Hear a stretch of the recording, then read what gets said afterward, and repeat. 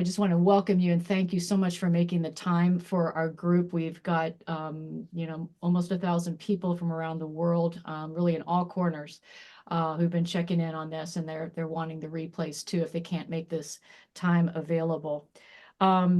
So for the participants, just to remind you of our guest today, it's Dr. Belinda Beck, who is one of the chief researchers behind the Lift More M, and MEDEX OP clinical trials, which reestablished the benchmark of exercise as therapy for osteoporosis and low bone mass.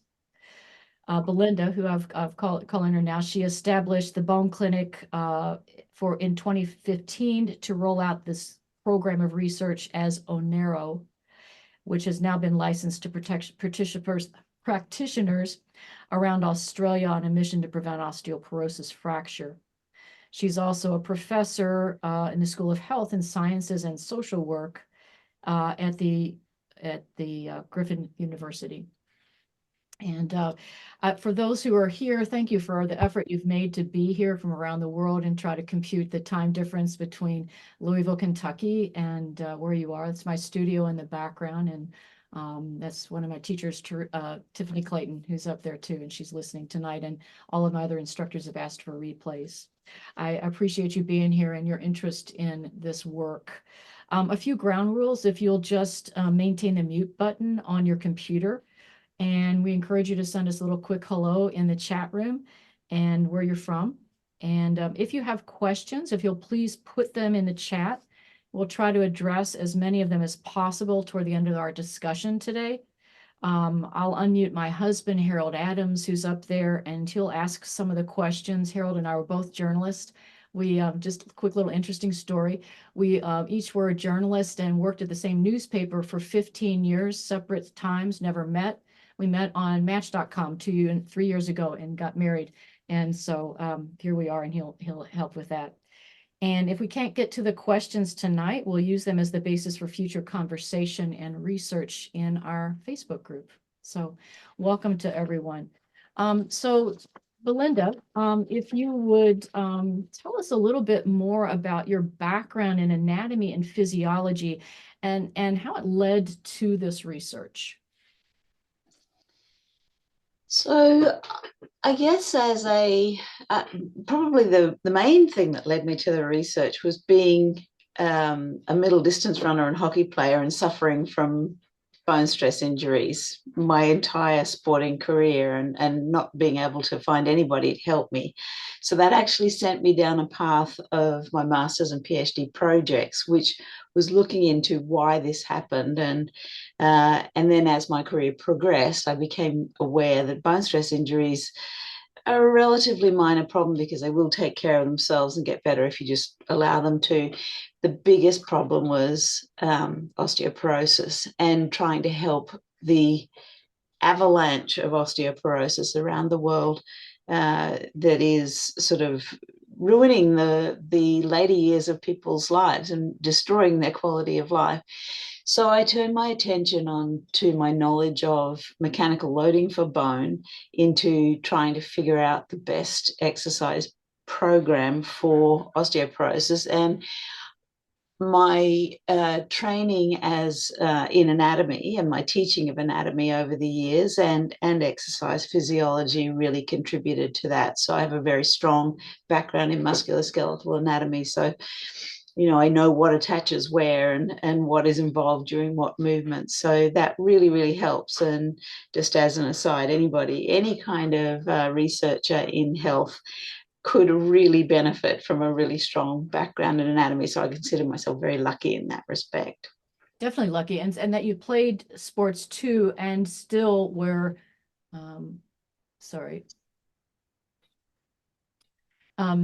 so that you played sports too and still were dealing with the fracture. I mean, it was an active person. So I think a lot of times we think of osteoporosis as coming from people who are frail and not fit, and that the fractures occur in all ranges.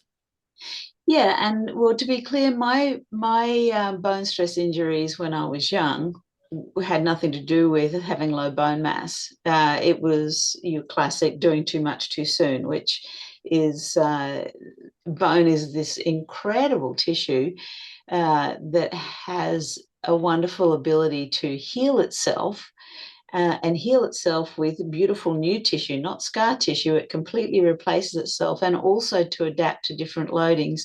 But it is very, very slow because it depends on bone cells producing osteoid, which is the organic matrix of a bone cell. But that's soft tissue. Then it needs to be mineralized by calcium phosphate, and that's what takes a long time. So if we do a lot of loading, we begin to adapt our bones, and we do it so quickly that that process of adaptation isn't able to catch up, then that's when little micro cracks happen in the bone, irrespective of how strong your bones are, and those can coalesce into stress fractures. And that's very different from osteoporosis, or although it happens more, it's more likely to happen in, say, a runner with very low bone mass, and that's a whole other area of research. Yes, which I hope you'll get to. Do you have any family experience with osteoporosis? Is that something that beyond just your understanding from your own I do. Mhm. Yeah, and it's more ironic than the reason why I'm doing the work. My mother is a tiny, tiny little thing, and you know your classic osteoporotic sort of physiognomy, just very small person, small bones. But my sister, who will kill me for saying this because she's a very private person, who won't mention any names, was diagnosed with breast cancer. And the treatment for breast cancer is very hard on bones. So she also has very low bone mass, or not anymore because she's been doing Onero for the last 5 or 6 years and has built her bones back up to what they were before she had treatment. So that's a good news story. That's a very good news story. I like hearing it. If I might summarize, and please correct me if I summarize this incorrectly, but your research started with a question that is if research shows that bone responds well to mechanical loads at high magnitude and progressive resistance and weight bearing, why weren't these types of exercises being studied on women with osteoporosis? Why not? Yeah, look, really good question. We certainly knew from the animal research that there is a positive linear relationship between the load magnitude and the response of bone. The more you load, the more it will adapt and create more bone, um, presumably to resist the strain that's caused by loading. The strain is a measure of deformation, bending. So we build up bone to reduce that bending because that's what causes cracks. So sorry, I lost the exact question that you asked. I tend to go So, on tangents. why was this not being Oh, studied? thank you. Yes. So this the idea of loading somebody with very frail bones at a very high magnitude was always a bit terrifying to people, including me. And it's the reason why I didn't do those kinds of studies for years. Most people thought if you load people heavy when they have osteoporosis, you're going to break them. And so it was fear that was driving this decision to only implement low intensity or even moderate intensity exercise programs for people with osteoporosis. It wasn't science. And do you see this changing? People Well, I hope so, Yeah, yeah. because it really took us just taking a leap of faith and saying we don't want to be driven by fear. We want to be driven by science. Nobody's asked this question: can it be safe? Can we grow bone in people with established osteoporosis without breaking them? So let's do it. And so that's what the Lift More study was, and this was a implementation of a heavy lifting and impact program. Again, impact was something that doctors typically have said you shouldn't do it, you'll break bones. So what we did was we just were very careful. We did recruit people with low to very low bone mass, some with prevalent fractures. They had kyphotic spines, so they'd already had vertebral fractures. And we started loading them light and just increased the weight over time, and got to a situation where we were loading them very heavy. 85% of one repetition max is pretty heavy. And also doing impact. And we tracked them very closely. We were looking for any kinds of signs and symptoms of injury. And over 8 months, the only injury that happened was a mild back strain during one lift. That person went and had physio for a couple of weeks, came back and kept lifting. And so that's how we know that you can lift heavy. You just have to be supervised by someone who knows what they're doing, so they understand technique and progressive graduated increase in weight, and just be really, really careful with technique. Can you summarize what the study found? Yeah, so we had a list of outcome measures as long as my arm, but of course our primary outcomes were bone health. So the usual thing that we use to measure bone and what is used to diagnose osteoporosis is DEXA, so dual energy X-ray absorptiometry. That's a bone density scan. So that will measure spine, hip, and whole body BMD, bone mineral density. So I'm apologizing for the greyhound who is walking backwards and forwards and panting and shaking and just generally being annoying in my office.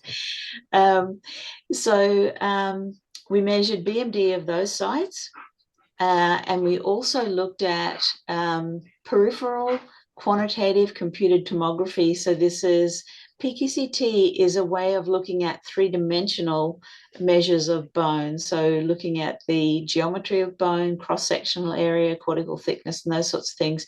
But because it's peripheral, it can only look at the forearm and the leg, the section between knee and ankle. So it's not necessarily the most relevant to people for whom most fractures occur at the spine and hip.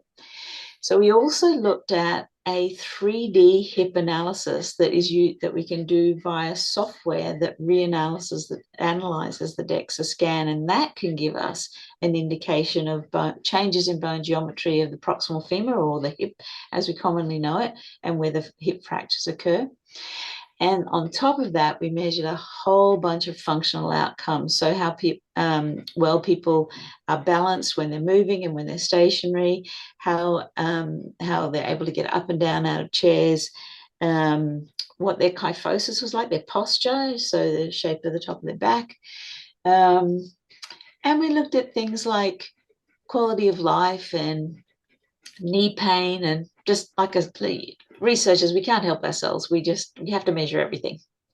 Is there more that will come from that? I mean, beyond what you studied, are there threads to other things about this that you can develop?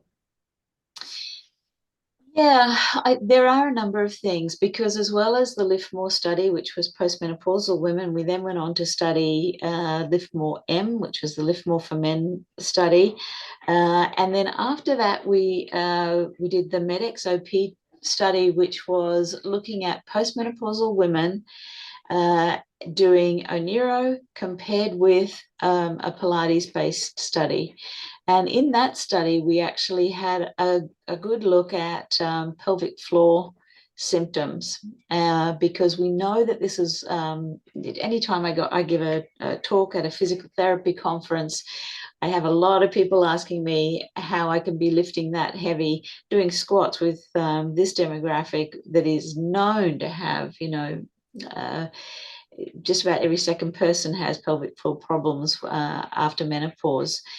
And so we wanted to measure it and measure symptoms and so on. Those data are still to be fully analysed, but having been running Onero at the Bone Clinic for almost 9 years now, with exactly this demographic, I can tell you, quite honestly, we don't have puddles on the floor. We don't have people having worse experiences with incontinence and so on.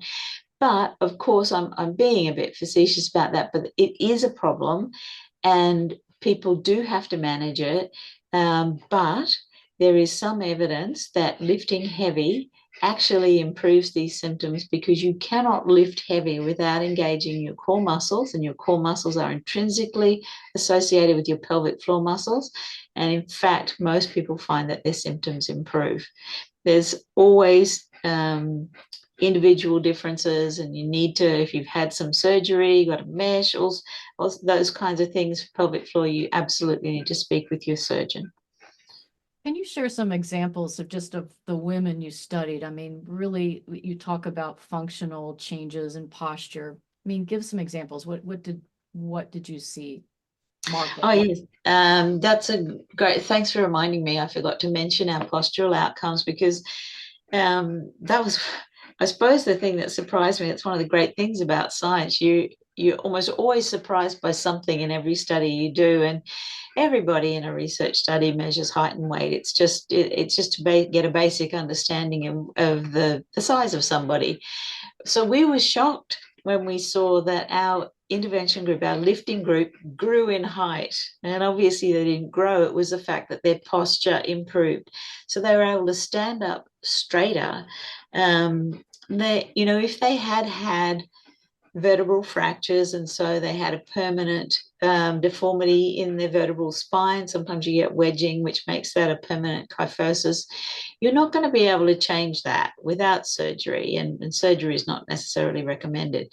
But what you can do is prevent further curvature, and you can improve the postural muscles of your back and help you to stand up straighter. And that is a really important prevention for falls, because posture, the minute you start being very bent over, your body weight changes in relation to your base of support, you are much more likely to fall, and falls are the nemesis of osteoporosis. So yeah, thanks for reminding me. Posture is a really important outcome. In fact, one of my women in the Livermore study said the thing she loved the most about being in our study is that she could see her shoulders again when she looked in the mirror, because she was standing up more straight. I love that, seeing the shoulders. I know that's a very good personal detail. I wonder if we could. Oh, earbuds came out. Um, Sorry, earbuds popped out. I wonder if we could look a little bit. I know that you don't want to give specific exercise types that we can use because to replicate the program, but you talked about graduated introduction of loading, close ongoing supervision, and focus on correct technique, that those were key to the safety of participants. What does that mean for people around the world who are not doing your program or can't? What can they learn from? Yeah, so I think probably the primary thing to keep in mind is, if you have particularly an osteoporotic spine, this is a spine that has not only lost mass, but has lost some of its structural integrity, because the inside of a vertebrae, which I had an example here that I could show you, is made up of a bunch of pillars of bone, little skinny pillars, and they're interconnected with little sort of beams that join them together. And those beams are extremely important for maintaining the strength of those struts. In osteoporosis, sometimes those beams are resorbed completely. And once a chunk of bone has gone, there's nowhere for a new bone to be laid down on top of. And the amount of strength that you lose when you resorb those struts is out of proportion for the amount of mass you lose. So that means that if you do have osteoporosis, excuse me, the strength of your spine is probably a lot less than the BMD suggests it is. So you do need to be very careful. And I don't want to be a cowboy about this. I don't want to say everyone should go out and start lifting like crazy heavy weights without supervision. But the main thing to do is to try and maintain what we call a neutral spine. Because as I mentioned before, when you have a weak vertebral body, there is more support at the back of the vertebrae towards the back, along the spine, where you can feel with your finger down the back of the spine. There's more support for that vertebral body at the back than at the front. So quite often the fractures happen at the front and you end up with a wedge-shaped vertebral body, whereas it used to be a nice round drum or a nice even drum front to back. And that wedging is what causes the kyphotic curvature. Now, if you're not lifting with a neutral spine in a nice sort of relatively straight position, if you're curved over when you're lifting, you've got increased risk of fracturing at the front part of those vertebral bodies. So that's the sort of thing I'm talking about when I say it's important to gradually increase loads. And the reason why we want good technique and supervision is because it's not possible to watch yourself do some of these lifts. You need somebody to be able to see what you're doing. Even though it feels like you might be doing something, you might not be. So it's the reason why we really emphasize the need for supervision. Yeah, and I know that very true in my studio. I mean, good coaching is essential. So tell us a little bit about Onero, and am I pronouncing it correctly? Onero, yeah. Onero. Okay. I'm curious about the name. Yeah, it's over the years, I'm not certain I should have chosen something that didn't have anything about bone in it, but it actually is comes from the Latin. Onero means overload, and that's what we were trying to get this concept of. Yeah, the need for overload. And what do you have in the program? You mentioned resistance, and Yeah. of course, and loading, but also what kind of movement exercises are involved? So, yeah, as I mentioned to you, I don't tend to talk about the specific exercises because my primary concern is that people who are at risk will go and do these by themselves. And so, what I do is I describe them as their compound movements. There's only a small number of them. So, they're progressive resistance and an impact activity. So, we do those four basic movements and we add in balance and mobility. So, as I mentioned, falls being the nemesis of osteoporosis, it's actually quite difficult to prevent falls. There's probably 30% of people over the age of 50 will fall every year. And so the better your balance is, the less likely you will fall. The ability to improve balance is not as easy as just standing on one leg every so often throughout the day, which we thought maybe we could do that at home. When you're doing the washing up, just stand on one leg. That's not going to cut it. To improve your balance and prevent falls, you really need to do high challenge balance. So put yourself in a position where you might fall, and try and stop yourself from falling. Now, the key to that is to make sure you're in a situation where you can catch hold of something if you do fall, because we don't want to cause the fractures that we're trying to prevent. So high challenge balance is important. And when I talk about mobility, I'm talking about exercises that improve the range of motion at your joints, because if you think about, I'm sure you'll have some people in your life who have very poor mobility, for example, at the hip. And so if they did go to fall, they wouldn't be able to quickly swing their leg out a large distance and catch themselves before they did fall. So improving that mobility at the hip is really important for being able to react quickly. And is this something that is individualized for each person who comes in? Or, I mean, you mentioned someone who's very frail and deconditioned and progressing up. Does the program become tailored to them, or do you have the program and then they adjust to it?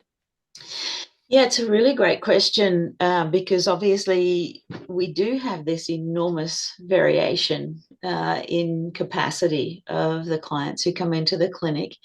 And in our clinical trials, we were able to screen for people who weren't able to do various things. We certainly screened out people with very severe knee osteoarthritis, for example, or very severe back pain and so on. But we don't screen anybody at the clinic.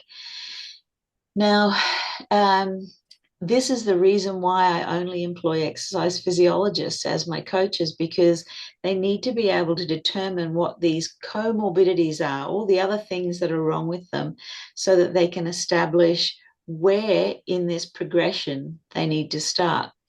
Now, because demand is very high in Brisbane, and I'm sure this was a reflection across the world, we run classes from 6 in the morning till 7 at night.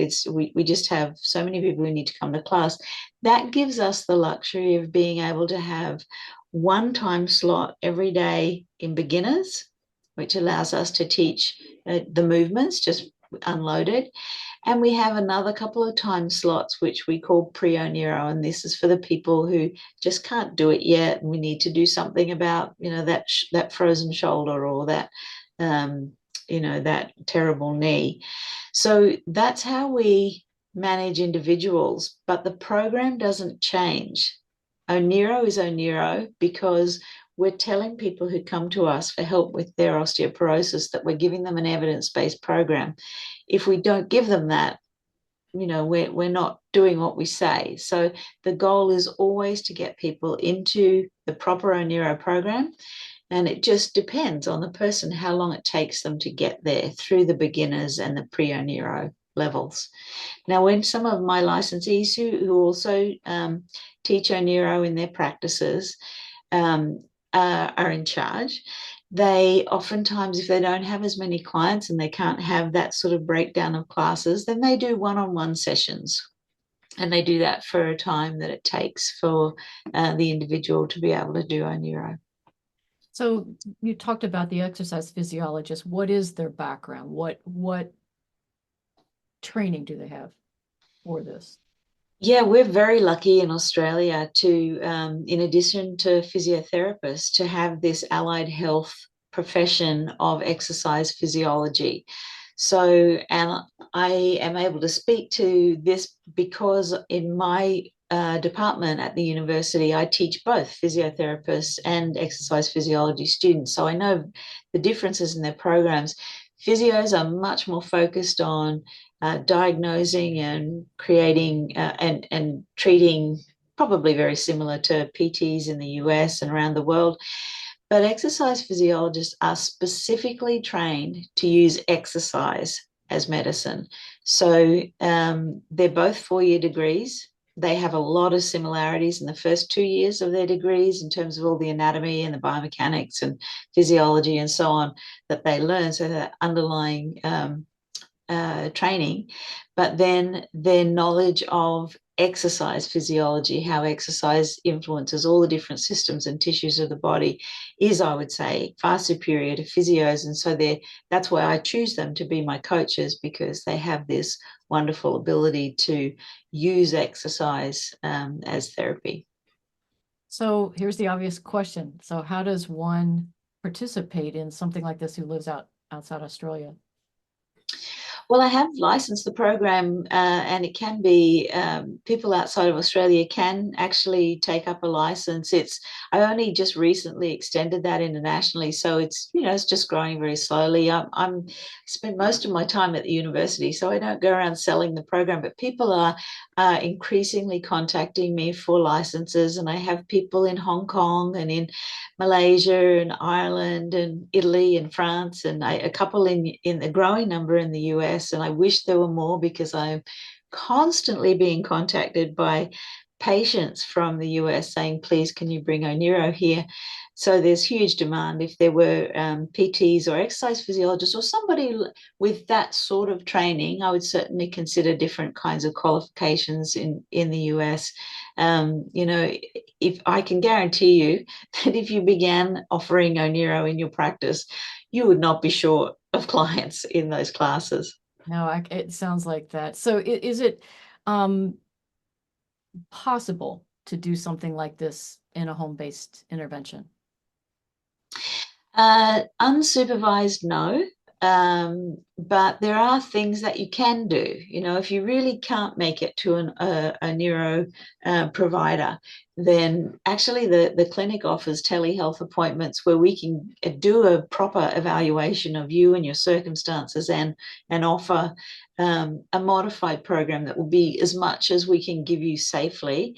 And I'm sure there are many providers in your own country that can do a similar thing. The trick would be to make sure that you're not giving them anything that is overly heavy, because heavy is going to be dangerous if you're not supervising.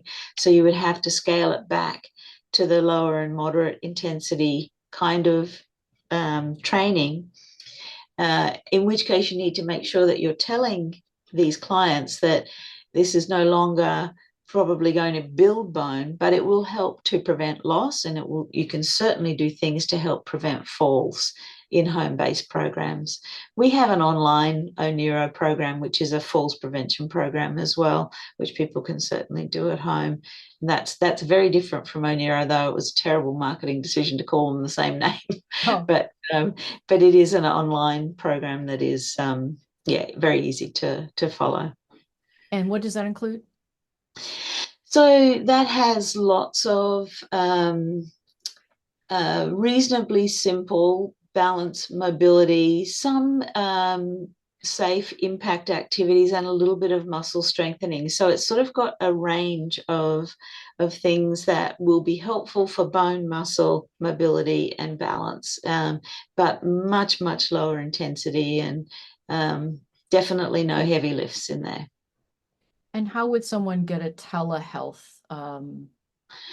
Telehealth appointment, yeah, that would best thing to do would be to contact the bone clinic receptionist, and that's just reception@theboneclinic.com.au. Just to email, and they have a templated email they can send with all the information that you could want.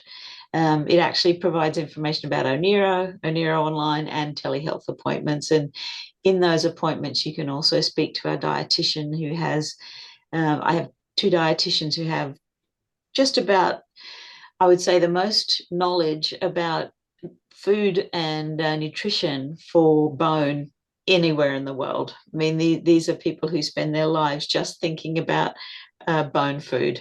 And I keep my eye on the literature, and anything I ever see, I send to them. So anything new that comes along, they evaluate the research, and we can then deliver it to the clients. So although we recognize you cannot eat your way out of osteoporosis, just by taking more vitamin D and calcium will not cure your osteoporosis. They are essential building blocks. So if you're not getting enough, it's important to bring yourself up to the recommended. Yeah, you brought up nutrition. It's like a whole nother discussion I want to have, but can we switch over a little bit to the medical profession and just kind of looking at, is there any effort to get physicians to think of not only just this resistance exercise, but any exercise as a part of the treatment plan for osteoporosis? Well, you touched a very thorny issue there, Holly.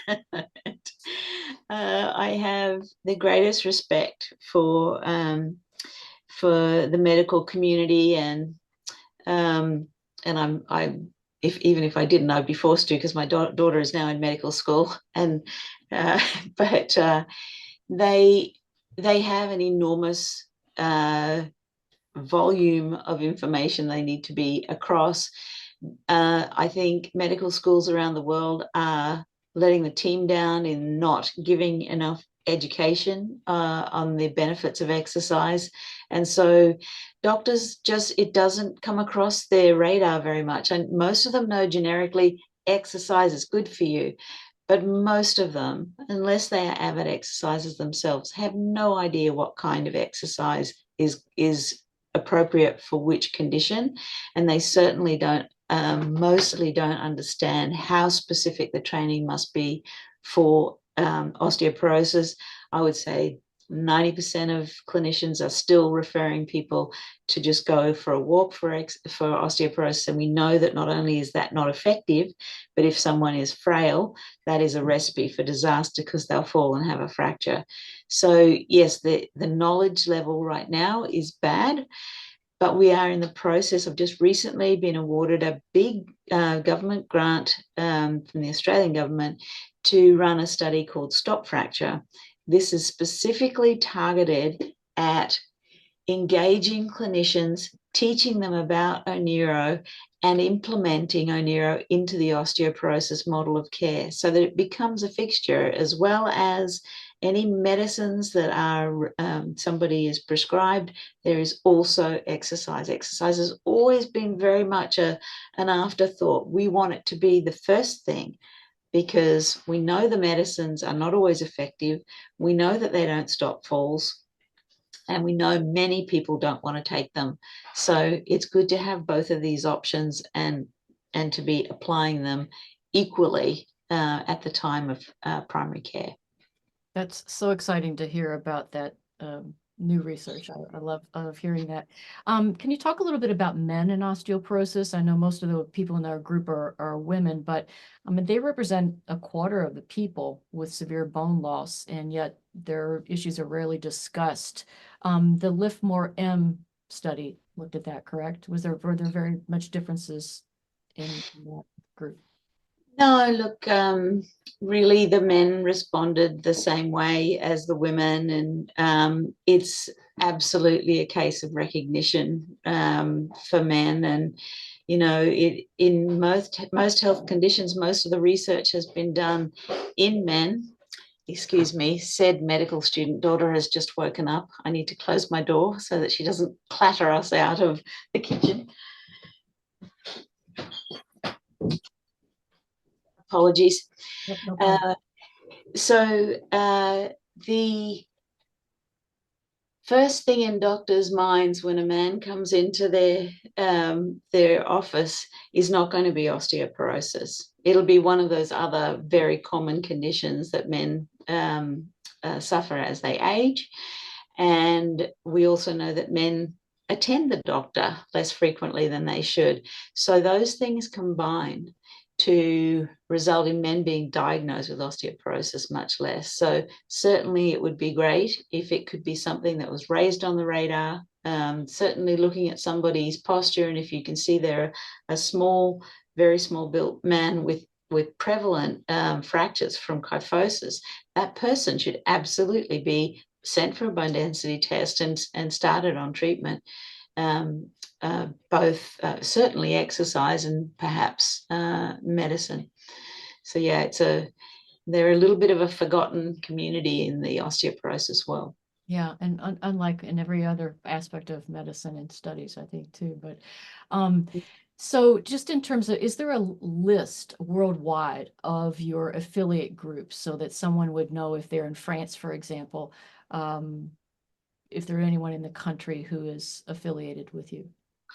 Yeah, all you need to do is Google Onero locations, and and click on the map that comes up. So when you click on it, I think it's run through Google Maps.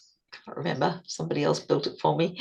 And you zoom in on your location, and you'll see little markers come up. Of course, around the world, there are not as many as in Australia. There's about 60 in Australia now, lots of little teardrops everywhere. But if you click on the actual teardrop marker, the contact details of that person will come up, and so you'll be able to reach them. Great. Just to make sure we do have some time for questions, and I respect your time as well, I'm going to ask Harold if you have some that you might share from the group, and ask Dr. Beck. Indeed. Pardon me, a couple of them were, in fact, location questions, but she's just addressed that. One essential question, Kathy wants to know, will the recording be available to this evening's attendees? Yes, of course. And Sandy says, first fracture of T12 before, at age 62, before she knew she had osteoporosis. 6 months later, fell on the stairs and broke L1. Fully healed, need exercise, but nobody is trained to help her. Fear they may hurt her and not help. Where do I go for help? That's first part one of a two-part question. Yeah, so you know, it breaks my heart that not everybody has immediate access to an Onero provider, but I do think if you don't have an Onero provider near you, just going to an exercise specialist, not just a personal trainer who doesn't have a proper clinically focused degree. You need to go to somebody who has proper training, and just getting some kind of exercise program, remembering those principles of maintaining your neutral spine when you're lifting and increasing your loads gradually. But the very best thing you can do is say to that person when you find them, I really wish you would get an Onero license. I can teach them how to deliver the exercise to you. One thing that I don't have the chat open, but I think you said you had a fracture before you had osteoporosis. Actually, that's a common misunderstanding, that you can only diagnose osteoporosis from a T-score. So a T-score is the score that you get from a bone density test from densitometry. And the WHO definition is a T-score of minus 2.5 means you have osteoporosis. It's essentially just a standard deviation. If you're between -1 and minus 2.5, you have osteopenia. Now, the vast majority of people who fracture have these minimal trauma fractures, fractures from not doing very much. They have osteopenia. So it is actually a fracture definition. If you have a fracture that occurred from a minimal trauma event, such as a fall, or lifting up a heavy shopping bag, or a grandchild, and you have a fracture that wouldn't ordinarily occur in most people, you are considered to have osteoporosis irrespective of your T-score. It's a fracture definition. It's not only a T-score definition. That's really helpful information. Thank you very much. Anything? So just to get to the second part of Sandy's question, so does she start with no weight except for perhaps an empty bar or even less, or start with, say, 3-pound weights, something like that? Yeah, well, it's probably one of the worst things that I can do is provide exercise advice to somebody I've never met. So I don't think it would be wise for me to be giving that sort of advice. It's really, really important that the person who's giving you advice has you in front of them and has done a full assessment of you and everything about you, your experience, everything that might be wrong with you, what your pelvic floor is like, what your joints are like, and so on. I really would prefer not to give individual advice. Sure. If any of the other questions address something specific to a person, we probably should avoid those tonight, Harold. Fair enough. So Elena wants your opinion on the OsteoStrong program, as well as the accuracy of Echolight technology. Yeah, two great questions. So coincidentally, I think I am the only person who has run a high quality randomized controlled trial that includes the OsteoStrong exercises. I was given what used to be called a biodensity machine. That's what the OsteoStrong machine used to be called, and it used to be one big machine with 4 exercises in it. They've since broken it up into 4 different ones, I believe, and they refer to it now as OsteoStrong. I can tell you that in the group that was allocated to OsteoStrong, there was no improvement at all in bone. There was a small amount of improvement in one of the in the sit to stand test, I think. So there was, a small muscle improvement that you would get from doing virtually any exercise program. But the thing that was most worrisome to me is that we had 5 fractures in that group, none in the Onero group. So I would say from our experience, it was not effective and it was not safe. And if you look at their website and look at the evidence that they cite on their website, it is not related to any studies they have done of their equipment. They're just citing generic evidence of how mechanical loading helps bone. So I think you need to be extremely careful of taking that approach. Obviously, I've got a conflict of interest though, so you need to do your homework as well, because they would be essentially a competitor for ours, but ours is an evidence-based program, so I think we're really talking about apples and oranges here. I really appreciate that in the question too. And could you say, were there other programs that you looked at that did not have any impact? Yeah, so in the MedXOP study, we used the Buff Bones program, which is essentially Pilates with a little bit of impact added in.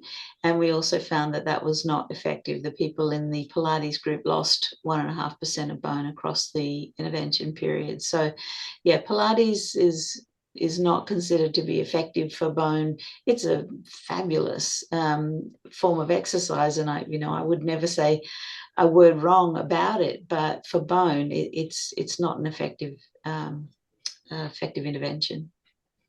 And what about yoga? So same sort of comment about yoga, in that, it's a wonderful form of exercise for many people and certainly great for balance in some respects. But there are a number of yoga positions that I would recommend you avoid. If you have a very fragile spine, I wouldn't be doing a lot of the deep forward flexion type activities in yoga. So just be a little bit careful of how you do it. Yoga is not going to grow bone, but it's certainly going to assist with your mobility and potentially your balance, so help prevent falls. But there's no evidence that it's going to grow bone at all, and just be careful with some of those exercises.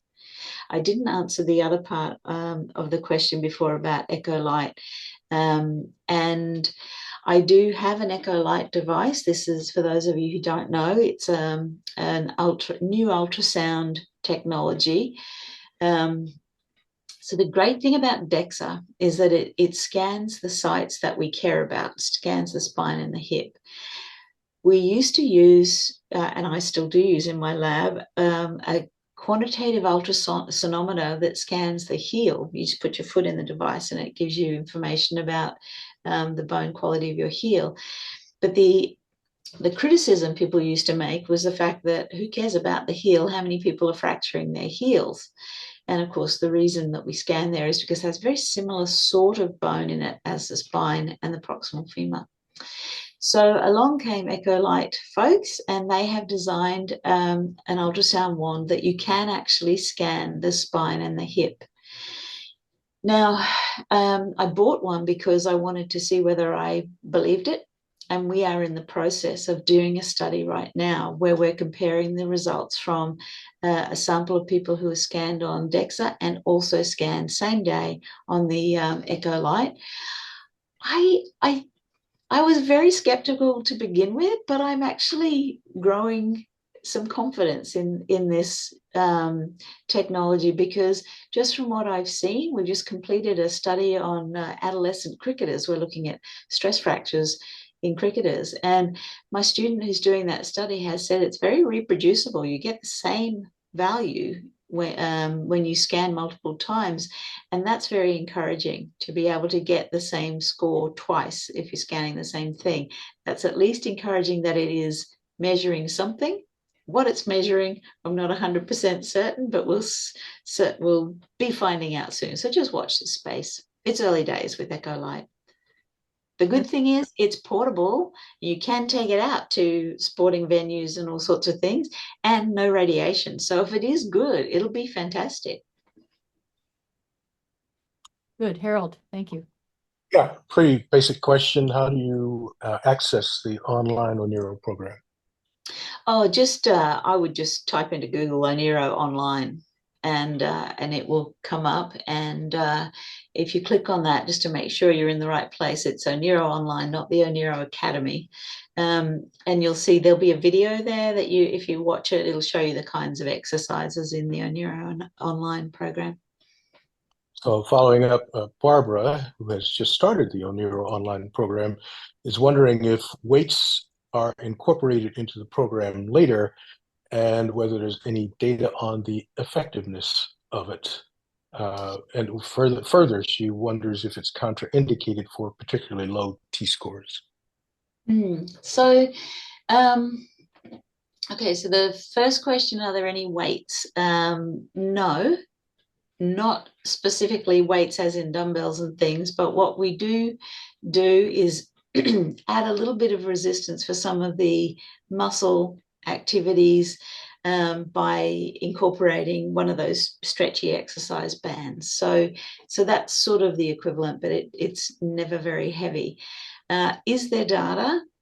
You'll probably know if you've started the program that we do have a series of assessments that we ask you do, and to record those. And this is all done de-identified. We don't identify people from their names. It's just a little study number. And over the years, people have been putting their data in. Now, I need to get a student onto those data so that I can answer that question. It is a little mini citizen science research project which needs analysing. The other question was, is it safe for people with very low T-scores?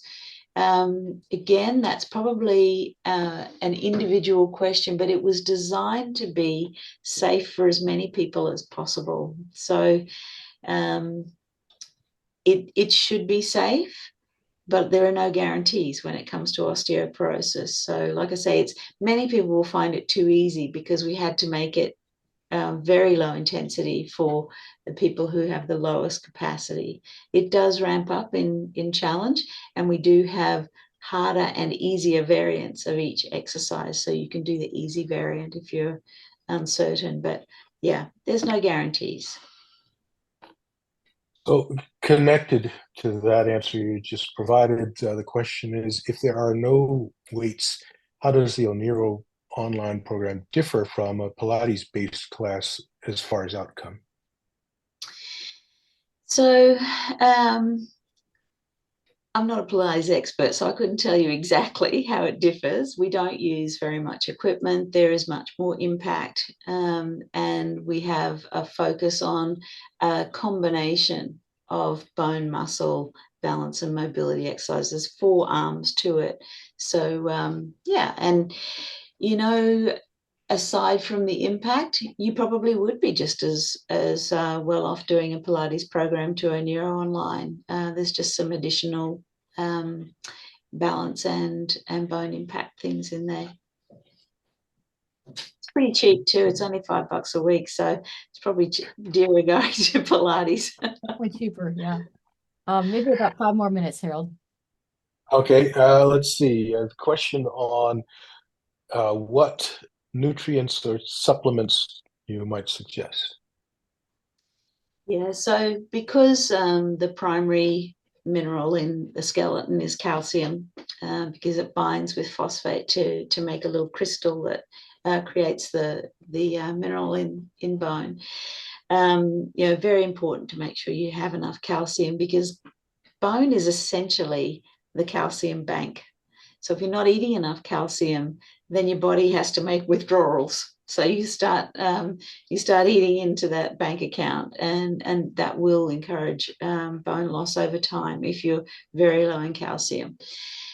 So you probably need to be up around the 1,000, 1,300 milligrams of calcium a day. Easiest to get that through dairy, but for people who are vegan, that's probably not an option. So there are other avenues. I'm not a dietitian. This is just very basic information I'm giving you. Important to note that you do need to have enough vitamin D to be able to absorb that calcium from the gut. So people have become a little bit risk averse with the sun, especially in Australia. We are white people living in a black people's country, and we have the highest risk of skin cancer pretty much anywhere in the world. So people in Australia just don't tend to go in the sun without sunscreen, hats, shirts, and so on. But actually my behavior has changed in recent years, and I do try and get some sun early in the morning or after 2 o'clock in the afternoon. And if you live very south in Australia, then it needs to be much more than that in winter. So be aware, it's quite hard to get enough vitamin D in your diet. So sun is your friend. Just never get burnt, never ever get burnt, but get a little bit of sun each day. It's good for you. In terms of other things with your diet to be aware of, make sure that you continue to eat enough protein. Protein is really important for muscle. If you're doing resistance training, you do need the building blocks for muscle as well. And people do tend to eat less and less protein as they age. So don't fall into the trap of not having enough building blocks for your muscle building. Let's maybe take 2 or 3 more, Harold. Thanks. 2 or 3. All right, I will combine 3 in one here because they're similar. Opinions regarding Meridian vibrations. Then there's on questions about red light therapy, and finally on whether or not weighted vests could be helpful for building bone. Sorry, what was the last one? Are weighted vests helpful weighted vests for building bone? Okay, so and the other one was infrared. Is that what you said? Red light therapy? Red light therapy, yes. And before that, the live Meridian vibration. Yeah. Okay, so the red light therapy, no evidence. Wouldn't even bother. Meridian, whole body vibration. I've just finished a very large study where I've used the Meridian, or a plate like essentially the same characteristics as Meridian, randomized control trial. Nobody was more disappointed than me to find out after about 8 years of this study, vibration does not work. And as far as I can tell, it does not appear to even maintain bone. So that's very, very disappointing, because there are some people for whom heavy lifting is not possible. But we haven't analysed down to the nitty-gritty of who responded and who didn't. But as a group, there was no effect. And the other one, which I've instantly forgotten. The weighted vests? Weighted vests, yes.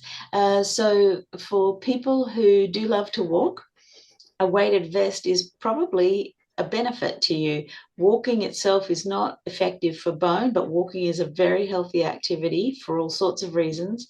Bone likes loading. If you're going to walk, put a weighted vest on. You've got more chance of getting a stimulus to the bone. It probably is still not enough, but it's better than not wearing a weighted vest.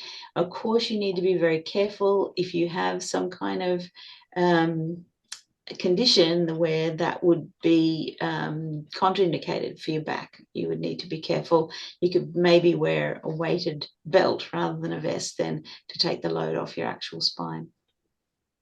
Great. Harold, maybe let's just take one more and then we'll save the rest for some discussion, because I'm so grateful for Dr. Beck's time. Okay, someone asked for exercises to reverse or limit kyphosis or prevent it from getting worse. Yeah, so because kyphosis is a condition of hyperflexion, the exercises to overcome that would be extension. So just straightening up your back. Those are the exercises that are good for kyphosis. Great. And again, I just am so grateful that you made the time for us today. This has just opened up so much, I think, for us to talk about and to follow up with. And just if you might just quickly summarize again, how does someone look for the information for you, and then the affiliates around the country? Just kind of summarize that a little bit, if you wouldn't mind. Absolutely. So easiest way to find me is to go to the bone clinic and go to the website there. And there is actually, you can sign up for the newsletter where we're constantly telling about new licensees who have come on board. If you want to be a licensee, then contact me directly. And you'll get me through the reception at theboneclinic.com.au. They'll pass that on to me. And if you're trying to find whether there's a licensee near you, do a search for Onero locations and click on that map, zoom into your area, and click on the little teardrop markers, and you should be able to find them. That's so great. Again, thank you so much for making the time, and I look forward to sharing this with a wider audience, and hope it'll be the start of more conversation. It's my absolute pleasure. Lovely to chat and lovely to meet you. Have a lovely day. Thanks, everyone.